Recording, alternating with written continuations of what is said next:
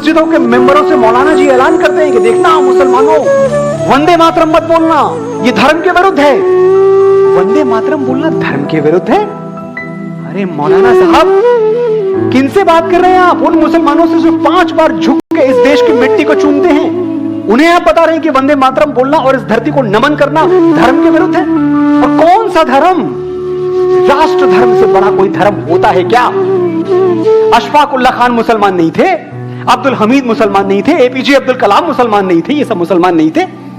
जो तोले दिल के रिश्तों को बना है वो तराजू क्या? मैं इस देश के सभी मुसलमान भाइयों से हाथ जोड़ के पूछना चाहता हूं। एक तो सभी मैं इसलिए कह रहा हूं क्योंकि उनको बहकाया जाता है, वो सब समझते हैं, वो सब समझते हैं। ये 4% मौलाना जी बहका नहीं सकते सारे मुसलमानों को, सवाल ही पैदा नहीं होता। लेकिन जो बहक जाते हैं, मैं उनसे बड़ी विनम्रता से पूछता हूं कि जो तोले दिल के रिश्तों को बना है वो तराजू क्या? अगर दोनों ही भाई हैं तो फिर मैं क्या, तो फिर तू क्या? ये मिट्टी तेरी भी मां है, ये मिट्टी मेरी भी मां है, तो मां को सर झुकाने में मुसलमान और हिंदू क्या?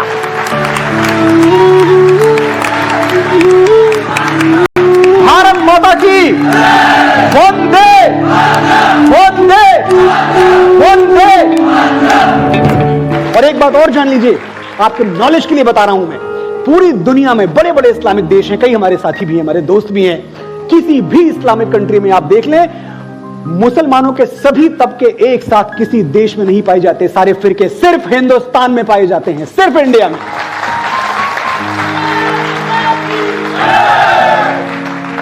शिया, सुन्नी, देवबंदी, बरेलवी, वहाबी, अहले हदीस, बोहरा, अहमदिया, दाऊदी, इन सबको गले लगा के हम ईद मुबारक बोलते हैं। हम इंटॉलरेंट हैं। जाइए आप इतिहास पलट के देखिए, मैं चैलेंज करता हूं, दुनिया की किसी भी देश का इतिहास पलट के देख लीजिए आप, और आप मुझे बताइएगा कि उस देश की मेजॉरिटी से उनके आराध्य देव छीन लिए गए, उनके भगवान छीन लिए गए, फिर भी शांति से बैठ के लोग प्रार्थना करते रहे, न्यायालय से गुहार लगाते रहे कि हमें हमारे भगवान का मंदिर दे दो। ऐसा कोई दूसरा उदाहरण आपको मिले तो मुझे बताइएगा। 100 करोड़ हिंदू 134 साल अपने राम के वापस आने का, उनके मंदिर के बनने का इंतजार करते रहे। मैं समझता हूं सचमुच विश्व शांति का अगर कोई नोबेल पुरस्कार है तो वो किसी एक व्यक्ति को नहीं, 100 करोड़ हिंदुओं को मिलना चाहिए।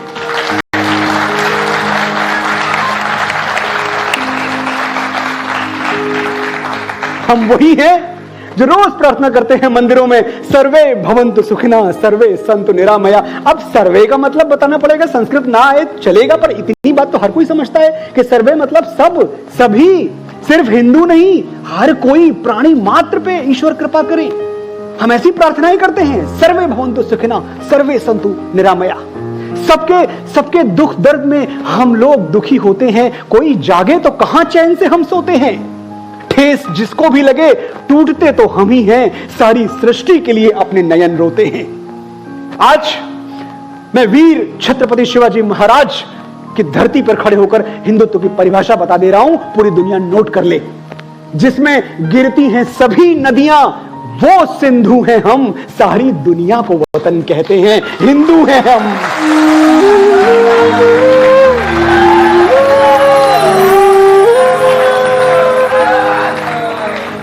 अयम निजः परो वेति गणना लघु चेतसाम उदार चरिता नहम तो वसुधैव कुटुंबकम। ये है हम। लेकिन साथियों, हम कितना भी मानवता का मंत्रोच्चार कर लें, ये मोहब्बत की दुकान वाले ये बताना नहीं भूलते हमें, हम पे ये आरोप लगाना नहीं भूलते कि भाई 6 दिसंबर 92 को तुमने मस्जिद गिरा दी थी। आज आपकी ओर से, अपनी ओर से, तर्कों के आधार पे मैं 100 करोड़ हिंदुओं की तरफ से इस आरोप का खंडन करता हूं। हमने कभी कोई मस्जिद नहीं गिराई।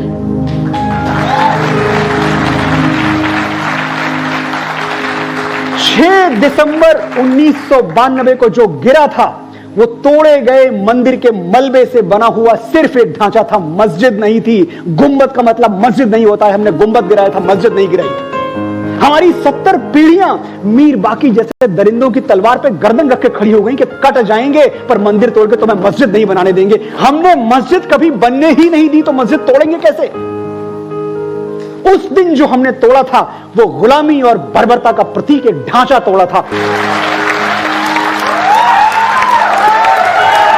जय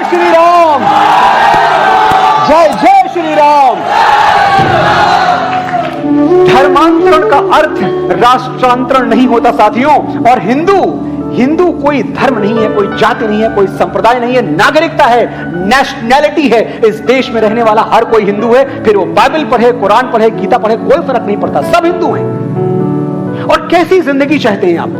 मैं आपके सामने दो रास्ते खोल के रखता हूं। चुनाव हमेशा आपका है। कभी किसी मनोज मुंतशिर शुक्ला या किसी के कहने पे मत चलिएगा, चॉइस खुद कीजिएगा। दो संस्कार, दो रास्ते मैं आपके सामने रखता हूं। भगवान श्री राम के पिता थे दशरथ। दशरथ को 4 बेटे थे, राम, लक्ष्मण, भरत और शत्रुघ्न। शाहजहां को भी 4 बेटे थे। पैरेलल ड्रॉ कर रहा हूं, चॉइस आपका है। शाहजहां को भी 4 बेटे थे, दारा, शुजा, मुराद, औरंगजेब, 4 बेटे। वहां क्या हुआ? एक भाई को वनवास मिल गया, भगवान श्री राम को। दूसरा पीछे पीछे वन में हो लिया। तीसरा दल बल लेकर जंगल में जा पहुंचा कि भैया वापस चलो, अयोध्या का सिंहासन खाली है, आप वहां राज करो। और जब भगवान राम नहीं माने तो भरत ने उनकी खड़ाऊ एक थाली में सजाई, थाली अपने शीश पे रखी और वापस लौट आए अयोध्या। शीश पे खड़ाऊ, आंखों में पानी, राम भक्त ले चला राम की निशानी। एक ये कहानी है। दूसरी कहानी मैं आपको बताता हूं। औरंगजेब 4 भाइयों में से एक, उसने तख्त ताऊस के लिए, सत्ता के लिए, सिंहासन के लिए अपने तीनों भाइयों का कत्ल करवा दिया।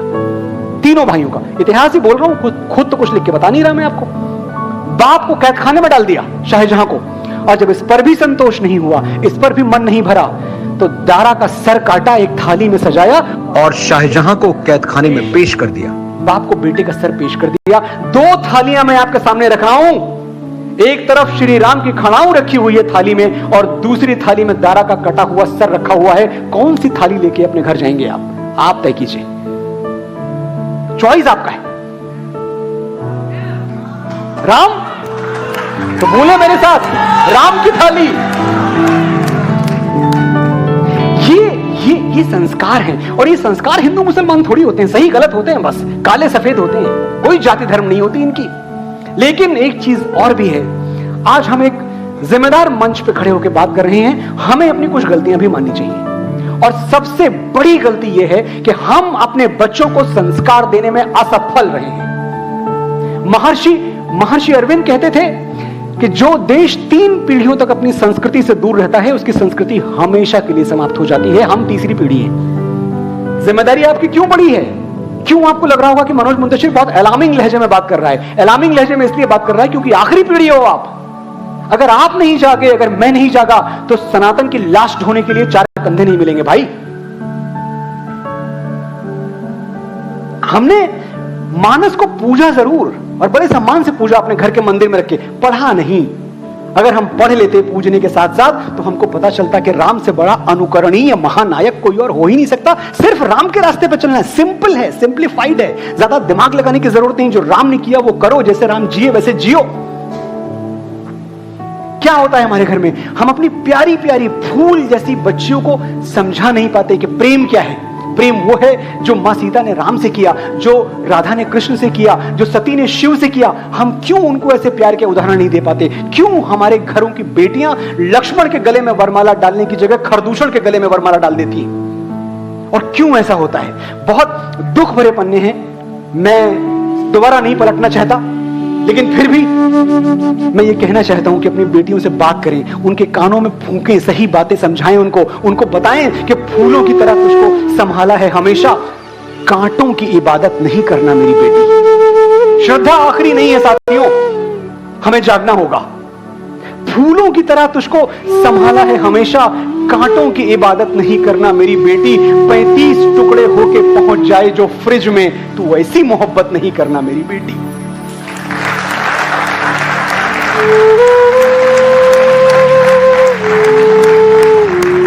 और फिर जब ऐसा होता है, जब हम अपनी बेटियां खो देते हैं, फूल जैसी बेटियां जिनके पैरों में हमने कांटा नहीं चुभने दिया, वो मीट का लोथड़ा बनकर फ्रिज में पहुंच जाती हैं, तो कहा जाता है कि कैंडल लाइट विजिल निकालेंगे, प्रेशर डालेंगे सिस्टम पे, कैंडल लाइट विजिल निकालेंगे। ये भेड़िए मोमबत्ती देख के डर जाएंगे, ये आदमखोर। भगवान श्री राम ने क्या कहा था हमसे? हमें अदालतों से कहना चाहिए, ह्यूमन राइट्स जानवरों के लिए नहीं होते। ह्यूमन राइट्स की बात हैवानों के लिए नहीं की जाती है, ह्यूमंस के लिए नहीं की जाती है। They are not humans. They should be punished and immediately punished. छठे शाठ्यम समाचरेत, श्री राम ने कहा था कि दुष्ट के साथ दुष्टता का व्यवहार ही उचित है। और हमारे पूर्वजों ने, हमारे पुरखों ने, जिनके वंशज मैं और आप हैं, उन्होंने मोमबत्ती भाई नहीं जलाई थी। जाके पढ़ के देख लो आप। हम बजरंग बली के वंशज हैं। वो हाथ कंधे से कैसे जुड़ा हुआ है अभी, दुपट्टा जिसने किसी बहन का गिराया था। वो हाथ कंधे से कैसे जुड़ा हुआ है अभी, दुपट्टा जिसने किसी बहन का गिराया था। ये मोमबत्तियां मर्दानगी पे लानत है कि मर्द वो है जो लंका चला के आया था।